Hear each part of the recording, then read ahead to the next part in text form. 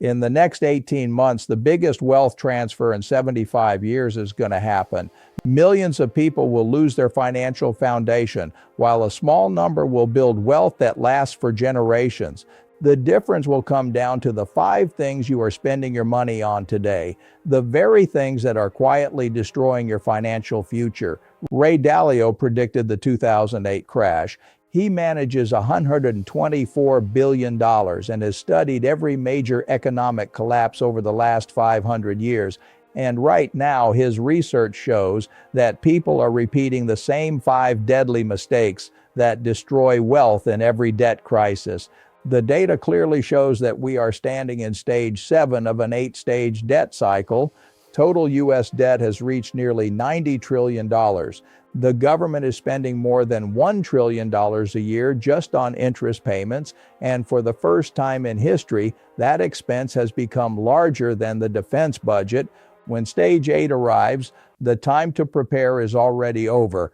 But if you understand what is coming, and if you stop buying these 5 things today, then you will not stand among the losers of this massive transfer. You will stand among the winners.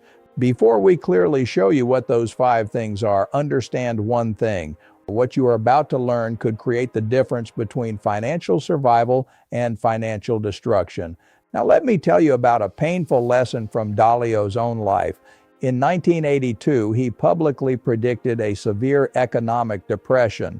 He was completely convinced. He was full of confidence. He went on television. He made his clients believe he was absolutely right, but he was completely wrong. The economy surged. The market went up. His clients walked away. His reputation was destroyed. He had to borrow $4,000 from his father just to pay his bills. He had a wife, 2 young children, and he did not even know how he was going to support his family. But that very failure later became the foundation of his success. It taught him to stop making predictions and start studying patterns. It taught him to see what had happened in similar situations throughout history instead of betting on what might happen next. And when you study how people spend money during every major debt crisis in history, 5 categories appear again and again that destroy more wealth than almost anything else. These are not small mistakes. These are systematic errors that almost guarantee you will stand on the losing side of a wealth transfer. Let us look at them one by one. First, understand the truth about cars that most people never understand. A car is not transportation. It is a method of transferring wealth from your pocket into the dealership's pocket. The math is simple and ruthless. You buy a new car for $50,000. The moment you drive it off the lot, its value drops to $40,000. That means in just 10 minutes, you have already lost $10,000. By the 3rd year, that same car is worth around $25,000. You have lost half of your capital, but the destruction does not stop there. People also finance these cars. They take loans at 6 to 7% interest to buy something that is itself losing 15 to 20% of its value every year. This is called underwater debt. That means your loan is bigger than the value of the asset. And when a crisis comes, when you need liquidity, you get trapped. Research points to a very simple alternative. Buy a 3-year-old certified pre-owned car. Let someone else take the biggest depreciation hit. You get reliable transportation at half the cost. When Dalio was building his first company, he drove an old beat-up car that barely worked. Did that hurt his ego? Maybe a little. Did it damage his ability to build capital? Not at all. And that is the principle most people fail to understand. Every dollar you waste on depreciation is a dollar that cannot compound. It is a dollar stolen from your future self. Wealthy people understand something that everyone else ignores. They do not spend money to look successful. They spend money to become successful, and those are 2 entirely different things. The reality is that if you take that same $50,000 and invest it at a 10% annual return for 20 years, instead of spending it on a new car, it turns into about $336,000. That means you're not buying a car, you're trading away $250,000 of future wealth in exchange for temporary status. What should you do this week? Go to CarMax or look online. Search for a 3-year-old Honda Accord, Toyota Camry, or Mazda CX-5. filter for vehicles with less than 30,000 miles and a clean maintenance record. You will find excellent vehicles in the range of $22,000 to $28,000. That same car would cost $45,000 to $50,000 new. That is a difference of about $23,000. Take that difference and open a brokerage account at Vanguard or Fidelity. Put it into a low-cost S&P 500 index fund. Then let that money compound while your neighbors watch the value of their new cars keep falling. This is where people make their first major financial mistake, and that mistake becomes the foundation for every other bad financial decision that follows. Now we come to the second destructive mistake, one that is even more dangerous because society teaches you to believe it is smart. This upsets people because we have been fed a lie for generations. People say your home is your biggest asset. Wrong. Your home is often your biggest liability. Look at the basic rule. An asset is something that puts money into your pocket every month. A liability is something that takes money out of your pocket every month. Your house takes money out of your pocket every month. Mortgage payments, property taxes, insurance, maintenance, utilities, repairs. It is a money pit, and the bigger the house, the bigger that pit becomes. People immediately say that real estate always goes up. So let us look at Japan. In 1989, Japanese real estate had become the most valuable real estate in the world. Land prices in Tokyo had become so extreme that in theory the grounds of the Imperial Palace were said to be worth more than all the real estate in California. Everyone believed Japanese real estate could never go down. The country was an island, land was limited, and the population was wealthy. The fundamentals looked incredibly strong. Then the bubble burst. Real estate prices kept falling for 20 straight years.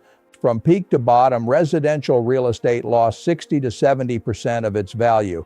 A person who bought a house in 1989 believing it was the safest investment in the world would not even break even until 2020. That is 30 years of zero return, while still paying a mortgage, property taxes, and maintenance on an asset that had collapsed underwater. That is what happens when people over-leverage into housing at the end of a debt cycle. The exact same pattern happened in America. People who bought homes in 2007 watched their home values fall by about 40% by 2011. Real estate sometimes goes up in certain markets during certain periods, but even when it rises, you cannot access that equity without selling the property or taking on more debt. And this reveals another major misunderstanding about debt. Debt is a tool that makes rich people richer and poor people poorer. When investors borrow money to buy productive assets that generate cash flow, that is good debt. But when you borrow money to buy the biggest house you can possibly afford, that is bad debt. You are using leverage to buy a liability that drains cash flow. Where does the real destruction happen? People stretch themselves to buy the largest house the bank is willing to approve. The bank tells you that you can afford a $500,000 home, so you go buy a $500,000 home. That is financial suicide. Do you know what a $500,000 house really costs with a 30-year mortgage at 7% interest? More than $1.1 million. Just because of the interest, you pay over $600,000 extra simply for borrowing the money. That is not building wealth. That is transferring wealth from your pocket into the bank's pocket for 30 years. So what is the alternative? Buy half the house the bank says you can afford. If the bank approves you for $500,000, buy a $250,000 house. It does not matter if it is smaller. It does not matter if it does not have granite countertops. Buy the house you need, not the house society tells you to want. Then take all the extra money you're saving every month and invest it. Buy businesses with pricing power. Buy dividend-paying stocks. Build a portfolio of assets that puts money into your pocket instead of taking it out. Warren Buffett, whose wealth is over $100 billion, still lives in the same house he bought in 1958 for $31,500. Why?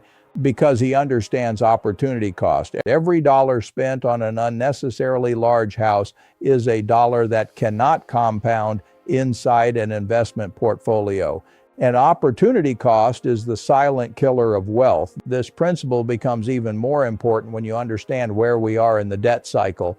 We are about 12 to 24 months away from a major deleveraging.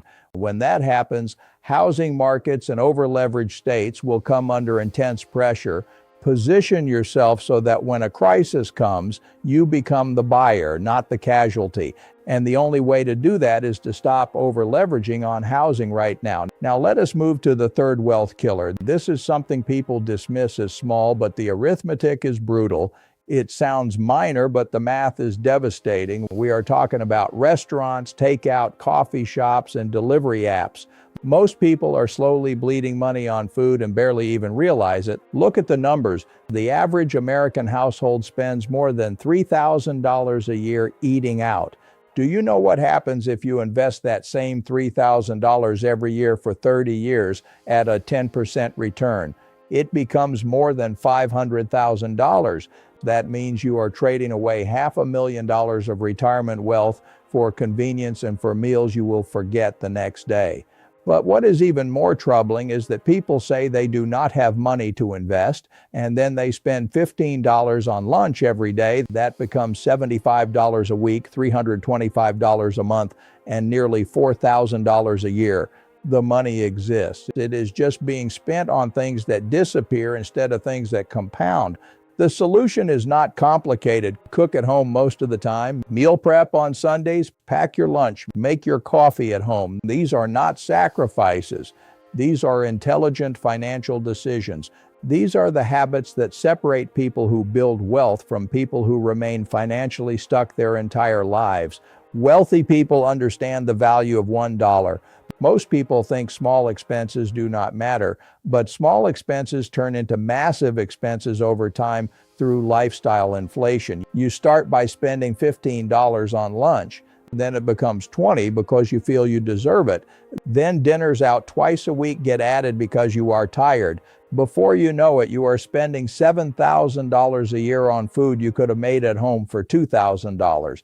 That $5,000 difference, if compounded at 10% over 30 years, becomes almost $900,000. You are literally eating your retirement. The real principle here is delayed gratification. Research shows that great investing requires delayed gratification. You need the ability to say no today so that you can say yes to financial independence tomorrow. Before we move to the fourth and fifth wealth killers, do one thing. Take out your phone, open your banking app, look at your transactions from the last 30 days and count how many purchases you made on food and dining. Write down that number. Most people are shocked when they actually count it. That awareness alone can save you thousands this year. Now let us examine the fourth destroyer, which goes even deeper than simply buying things. This is about the psychology of consumption. This is not just about buying expensive clothes. It is about an entire mindset of consumption. We live in a society designed to make people feel inadequate. The fashion industry, the tech industry, the whole advertising machine, all of them operate on one business model, convincing you that what you already have is not enough. A new phone every year, a new outfit for every occasion. Upgrade, update, replace. It is a trap designed to keep you spending and keep you poor. The truth about status spending is this: people do not care about your clothes or your possessions nearly as much as you think they do. And the people who judge you based on material things are people whose opinions should not matter anyway. Research shows what actually impresses successful people: understanding compound interest, grasping economic cycles, having the ability to delay gratification, being able to make systematic decisions, not watches, not shoes, not handbags. So what do wealthy people actually do? They buy quality items that last. Then they keep using them until they are genuinely worn out. They do not care about trends. They do not care about impressing strangers. A good suit, quality shoes, a reliable watch. Buy once, buy well, and move on with life. Your money does not belong in some corporation's pocket just because they convinced you that you need their product in order to feel valuable. Your value has nothing to do with what you wear. It has everything to do with what you build. This is about conquering envy. There will always be someone who has better things than you, always. And that is not a tragedy. The real tragedy is allowing that fact to derail your financial plan. Studies show that when people stop measuring themselves against others and begin measuring themselves against their own principles, their own goals, and their own timeline, the psychological pressure disappears. Then they can finally focus on what truly matters: building wealth, not looking wealthy. Look at the math. The average American spends around $2,000 a year on clothing. Over 30 years at a 10% return, that becomes $328,000. Now add unnecessary phone upgrades, new gadgets, and the habit of buying the latest version of everything. For many households, that adds another $2,000 to $3,000 every year. Now you are up to $4,000 to $5,000 a year. Over 30 years, that becomes $650,000 to $820,000. That is $750,000 spent on things that make you feel successful for a few weeks, and then you forget about them. That is not living well. That is financial destruction dressed up as lifestyle. And that takes us directly to the fifth and final wealth killer, which may be the most dangerous of all, because you do not even see it until you go looking for it. This wealth destroyer is so dangerous because it is automatic. It is invisible. It is a slow leak inside your bank account, gym memberships you never use, streaming services you forgot you had, apps with monthly fees, premium subscriptions for things that are available for free, software you do not need, $10 here, $15 there. In the moment, it does not feel meaningful, but it turns into hundreds of dollars every month, thousands every year, and over a lifetime, it becomes catastrophic. Do one thing right now. Pull out your bank statement. Look at every recurring charge. How many of them are you actually using? How many of them provide value greater than their cost? Research shows that most households are paying for at least 3 to 5 subscriptions they have completely forgotten about. Cancel them today, not tomorrow. Today. This is free money that you are handing over to companies that are betting you will be too lazy to cancel. Do not let them win. But the bigger issue is the mindset behind it. These subscriptions represent a mental framework. They reflect the idea that you need constant entertainment, constant access, constant stimulation. You do not. You need to build wealth. You need to invest in your future. Every dollar going to a subscription service you barely use is a dollar that is not compounding. It is a dollar stolen from your financial independence. Look at a real example. One person realized they were paying $75 a month for a gym membership they had not used in 2 years. On top of that, they had 4 streaming services, even though they only regularly watch one. That was another $60 a month. Then there was a meal kit subscription they only used once a month. That was $90. Then there were software subscriptions for apps they downloaded once and never used again. Another $40. That came to a total of $265 every month that they were barely even aware of. That is $3,180 a year. Over 30 years at a 10% return, that turns into $523,000. More than $500,000 spent on subscriptions that provided almost no real value. The solution is simple. Every quarter on the first day of January, April, July, and October, review all of your subscriptions. For each one, ask yourself 3 questions. Have I used this in the last 90 days? Does it provide value worth the cost? If I did not already have it today, would I sign up for it again? If the answer to even one of those questions is no, cancel it immediately. For most people, this quarterly review saves $2,500 to $3,000 a year. And if that money is invested consistently, it turns into hundreds of thousands of dollars over a lifetime. Now let us put all 5 wealth killers together and understand why they matter more over the next 18 months than ever before. Stop buying depreciating vehicles you cannot afford. Stop over-leveraging yourself on housing. Stop unconscious spending on food and daily consumption. Stop status spending and lifestyle competition. Stop bleeding money through forgotten subscriptions. These 5 things will make the difference between financial survival and financial destruction over the next 18 months. Dalio's research across 500 years of history makes this clear. The Dutch Empire in the 1600s, the British Empire in the 1930s, Latin America in the 1980s, Japan in the 1990s, and the United States in 2008. Every major economy eventually reaches the point where debt becomes unsustainable, and right now, we are standing at that point. Total U.S. debt has passed $90 trillion. Federal government debt has reached $38 trillion. Interest payments are now more than $1 trillion a year. These numbers are no longer sustainable. And when debt cycles end, one of three things always happens: defaults, restructuring, or inflation. Every single time in history, it has been one of those three. There is no fourth option.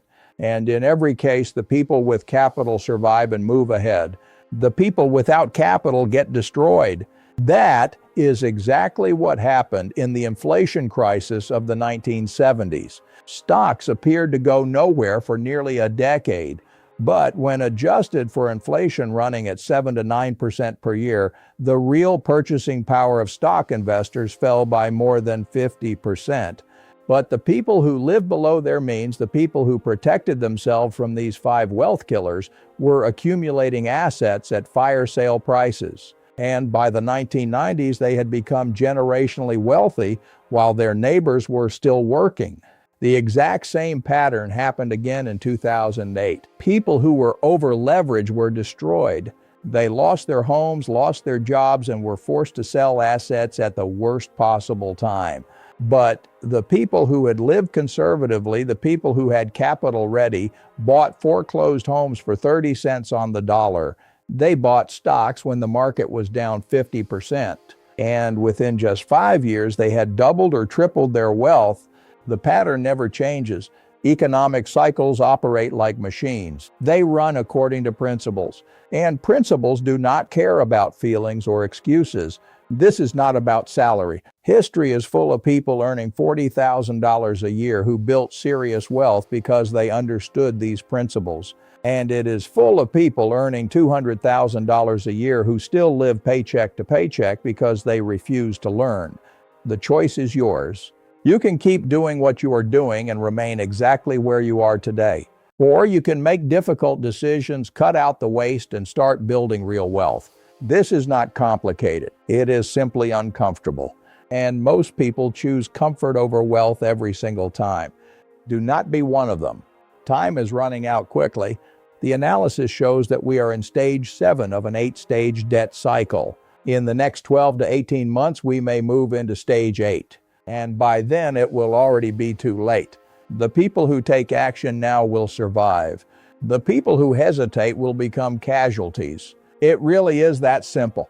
It really is that harsh. Now, if this video changed the way you think about money, then like it right now. Write in the comments which of these 5 things hit you the hardest.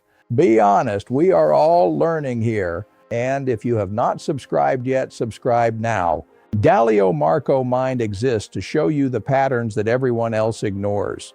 The principles that separate winners from casualties in every economic cycle. Now go and protect your wealth.